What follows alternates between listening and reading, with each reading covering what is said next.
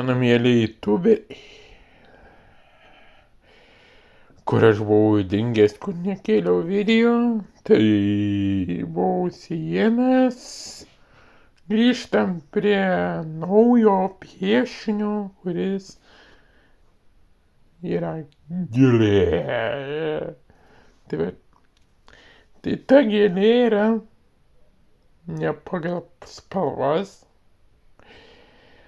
o iš mano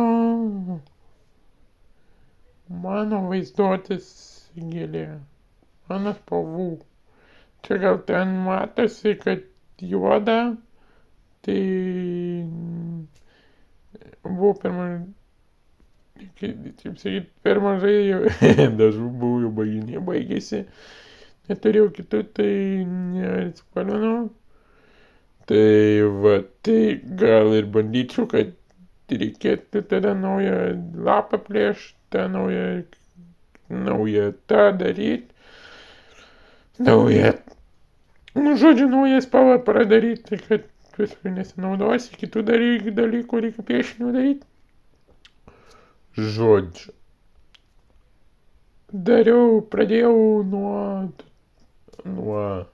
birželio, pradėtas nuo birželio 19, užbaigtas birželio 24 per Jonines.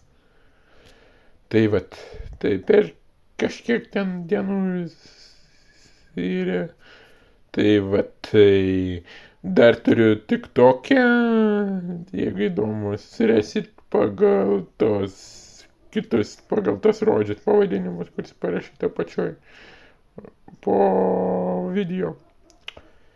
Tai va, tai ir šitas bus, tai galit ir TikTok'e mane pasiekt, padaryti. Čia pasubscribinkite, pasidalinkite, svarbu nerašykite necenzūrinių žodžių. Ir parašykit, ką manote apie šitą piešinį.